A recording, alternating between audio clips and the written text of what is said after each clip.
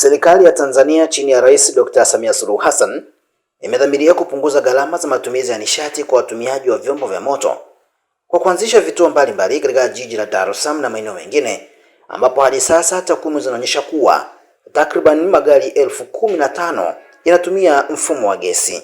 Naibu Waziri wa Nishati Salome Makamba akiwa na kamati ya Bunge ya nishati wamefanya ziara katika kituo cha kujaza gesi kilichopo Ubungo jijini Dar es Salaam iliyolenga kujionea kazi inayofanywa na TPDC, huku akikiri kupokea maelekezo ya kuangalia namna ya magari ya serikali kutumia nishati hiyo ili kupunguza gharama. Huduma hii imeanza hivi karibuni, lakini na sisi wenyewe tunaona tija, Mheshimiwa Mwenyekiti. Mara baada ya kuanza, mwamko umekuwa mkubwa sana, na kwa sababu hiyo tunajitahidi kuongeza kasi ya usogezaji wa huduma hii ya matumizi ya gesi kwenye vyombo vya usafiri. Tunaongeza kasi, na kwanza kama ulivyoona Mheshimiwa Mwenyekiti, juzi tumetoka kuzindua kituo kikubwa cha Puma ambacho kwa Afrika ndio kituo cha kwanza kwa ukubwa, ambacho kile kitatumika kwa ajili ya kuweka mafuta kwenye magari, lakini pia kuhudumia vituo vingine vidogo ambavyo bomba la mafuta halijapita. Hiyo moja. Lakini pili, Mheshimiwa Mwenyekiti, sisi kama wizara tuliona jambo hili tuende nalo kwa kasi zaidi. Mpaka sasa hivi tumeshaagiza magari 5 makubwa kama hili liloko hapa nyuma yetu, ambayo hayo yatatusaidia kwa mwaka huu wa fedha kupeleka huduma kwenye vituo ambavyo viko mbali, kwa maana ya Dodoma, Morogoro, Arusha, Tanga.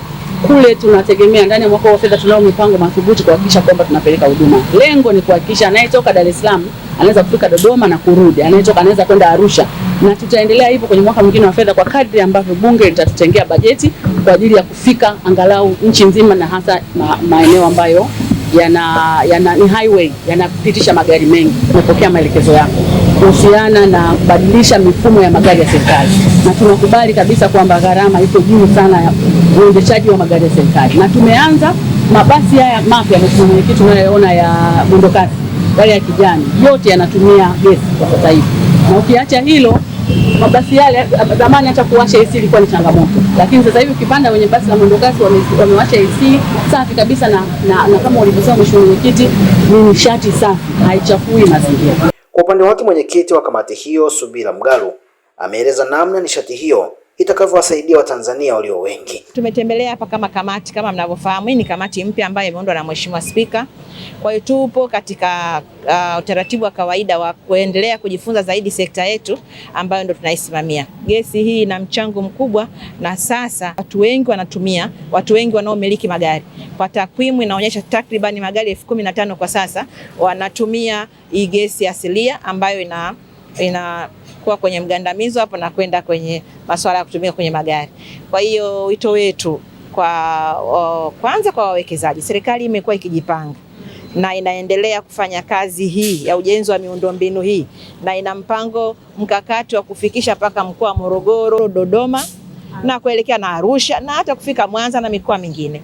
Hivyo basi, kwa vyovyote vile kama serikali ambavyo imeiarifu kamati katika siku za mwanzo za majukumu yetu kwamba inaendelea kutekeleza huo mpango, lakini nawaalika wawekezaji ili kujumuika na serikali kwa sababu hii ni fursa pia.